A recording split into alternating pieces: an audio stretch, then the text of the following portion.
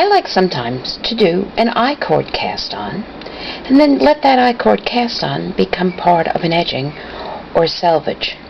To do that, I start with doing a provisional cast on. I tie 2 strands of yarn together, 2 different colors in this case, and I hold the knot in the hand with the needle. One yarn goes over the needle.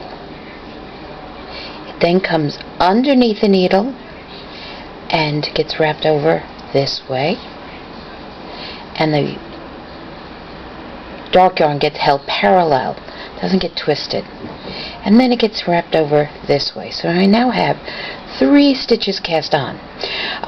You could do 3, you can do 4, you can do 5, you can do 6 or 7. That's about as many as you can do for an I-cord to look good. So now I'm going to turn the work, and you'll notice I'm working on a circular needle because that's what I like to work on. And we're going to do a single row of knitting. So we're going to knit this. Now, doing this provisional cast on that I did, you'll notice that the second stitch is mounted backwards, so I'm going to knit into it backwards to keep it from twisting. And I've done 1 row of I-cord. I'm now going to slide the I-cord to the other end of the circular needle. Circular needles are less convenient to do this with than a double point, but since I'm doing a cast on, it makes sense. I'm going to pull my provisional down, make sure that that's there. My yarn is now at this stitch, and if you've never done an I-cord before, you're going to learn how to do an I-cord, which is you just start knitting here, here, and here. Now I have intentionally done 2 rows because I want this I-cord to be able to turn so that it can become later, when I undo the provisional bit, I can put these on and I can make the end of the I-cord into a selvage. That's one of the things that's very nice. If you do an I-cord cast on, one option you have is having I-cord selvages. So I'm ready to do my next piece of I-cord and move the stitches again to the other end of the needle so that the yarn is once again here. Now I need to do a cast on because this is an I-cord cast on. So I'm going to bring the needle to my here, and I'm going to make a yarn over. That's it. I'm just going to bring the needle into the thread so I have a stitch on the needle, and now I'm going to work my I-cord. And now it gets a little trickier because I can't simply push it to the other end because this is a cast on stitch. So what I'm going to do is return these 3 stitches to the needle. This is my cast on stitch and it's going to stay. I'm going to do the same thing. I'm going to pick up a stitch and I'm going to then knit my 3 stitches of I-cord. Now I have 5 stitches, 2 cast on, 2 pieces of I-cord. And I repeat, these 3 stitches get transferred back to the left needle. The yarn gets wrapped around the right hand needle and 3 stitches get cast on.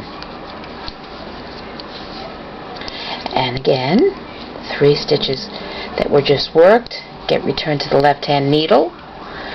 Yarn goes around the right hand needle and 3 stitches get worked on the I-cord. The 3 stitches of I-cord get returned to the left hand needle. A yarn over is made on the right hand needle. 3 stitches of I-cord get worked. Now, if you've never done an I-cord cast on, you might have some trouble with it. How does it look on the back? Well, as soon as you pull the work bit, you can see that you have this lovely I-cord and the stitches are rising out of the I-cord. It becomes a little bit clearer when we bring these 3 stitches over, that the stitches are rising out of the I-cord. There's our 4 cast on stitches. That's how easy it is to do an I-cord cast on. So now I'm going to do 5. 1, 2, 3. Return these 3 stitches. Cast on. 6. 1, 2, 3. Return these 3 stitches.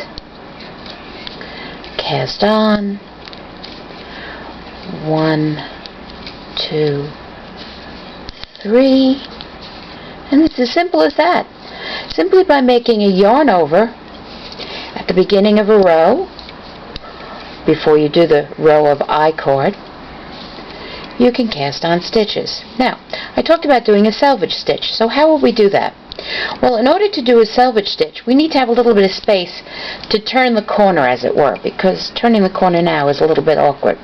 So I'm just going to work one more row of I-cord without making a cast on, and then return these 3 stitches, and a second row of I-cord, 1, 2, 3. And now we can see how clearly the I-cord at the bottom has curled. And now what we do is we turn the work. The first 3 stitches are our I-cord stitches, so they would get, once again, slipped. This is our cast on stitch, and this I'm going to just work in a stockinette, but I could work it in a knit or a purl, however I desired, until I come to the end of the row and the first cast on stitch. And now I want to put on 3 stitches of I-cord here, and that's the provisional cast on. So I want to have these 3 stitches come off the provisional, and by gently, it's a little long, okay, there, gently pull the provisional cord out, put these 3 stitches onto our needle. They're not knit. Oops. Make sure our working yarn is there. Our 3 stitches are there on our needle. So I have working yarn in the back, 3 new stitches, and again, that little bit of rows that we did, and this can be now undone.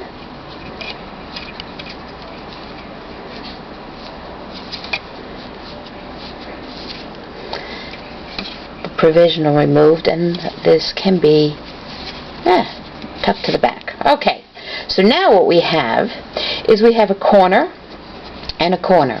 We have 3 stitches of I-cord at this end, 3 stitches of I-cord at this end, 3 at each end. Now to work it, since the yarn is here, I'm going to work the 3 stitches of I-cord, work my stockinette,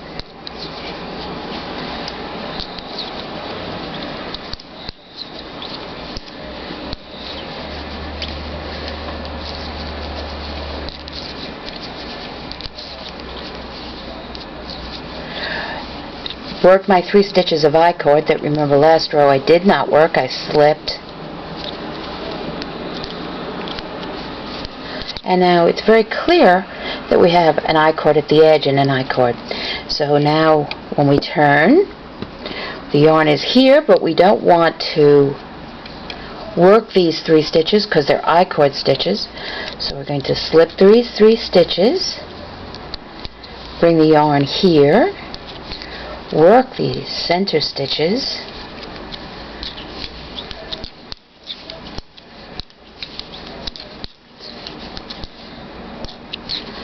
till we get to our last 3 stitches, which are I-cord, and we want to slip those. So we slip them on the purl side and work them on the knit side. And here we are, the yarn is here, just as with normal I-cord. We bring it to the first stitch, 1, 2, 3, work our center, 1, 2, 3,